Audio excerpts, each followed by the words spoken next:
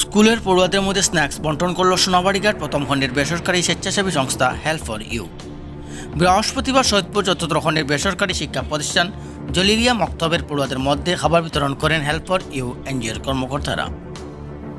এদিন এনজিওর কর্মীরা স্কুলে গিয়ে পড়ুয়াদের হাতে খাবার তুলে দেন।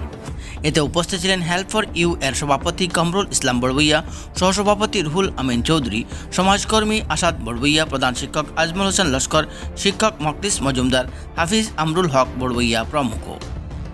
তাদের এহেন কর্মকাণ্ডে কৃতজ্ঞতা প্রকাশ করেন প্রধান শিক্ষক আজমল হোসেন লস্কর। সভাপতি কামরুল ইসলাম বড়বইয়া বলেন, সংস্থার সদস্য শাহজাহান লস্কর ওরফে টিটু তার জন্মদিন উপলক্ষে এই খাদ্য সামগ্রীগুলো বিতরণ করা হয় এবং স্পন্সর ছিলেন শাহজাহান লস্করই। স্কুলে 400 প্যাকেট বিস্কুট, 400টি পানীয় জলের বোতল ও 400টি কলা ইত্যাদি বন্টন করা হয়।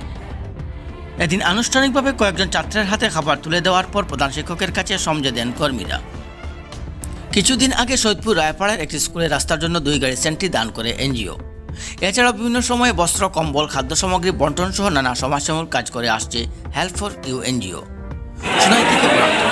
আমরা 2020 থেকে এনজিও আমরা ওপেনিং আমরা ফ্ল্যাটও মানুষের খাদ্য বিতরণ করছি। করোনা মহামারীতে আমরা বিভিন্ন যে কোনো সময় আমরা গরিবের পাশে আমরা দাঁড়াইয়া থাকি, গরিবের পাশে আমরা থাকি। আর আজকের মেইন উদ্দেশ্যটা হইল যে আজকে যে আমরা এই জল, কলা, বিস্কুট বিতরণ করার উদ্দেশ্য হইল আমরা শাহনামাজ চার্টার অ্যাকাউন্টেন্সি একজন প্ল্যান হইল আজকে বার্থডের তারিখ, মানে জন্মর তারিখ। আজকের এই তারিখের উপলক্ষে আমরা টাইম টাকা 5,000 আমরা এনজিও পাঠাইয়া দিচ্ছি। বিয়া করছেন গরিব মানুষকে দিয়া, অসহায় মানুষকে দিয়া এটা খাদ্য বিতরণ করে হলো।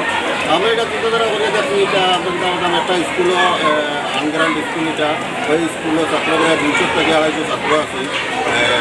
ছাত্ররারে আমরা এই খানিগুলা বিতরণ লাগে। আমরা জলিলিয়া মক্তব শিক্ষা প্রতিষ্ঠানে ছাত্রছাত্রীর জন্য কিছু খাদ্য সামগ্রী বিতরণ করার লাগিয়া আজকে আমরা প্রোগ্রাম আরম্ভ হয়েছি। আমরা এই এনজিওর মাধ্যমে বিভিন্ন সেবামূলক কাজ আমাদের অঞ্চলে আমরা বিভিন্ন সেবামূলক কাজের সঙ্গে জড়িত থাকি। বিভিন্ন জায়গায় বিভিন্ন সময় বিভিন্ন ধরনের সামগ্রী আমরা বিতরণ করি। ফ্লাডের সময় আমরা বিভিন্ন খাদ্য সামগ্রী বন্যাপীড়িত মানুষের লাগি ব্যবহার করি বা তারা সাহায্য করি।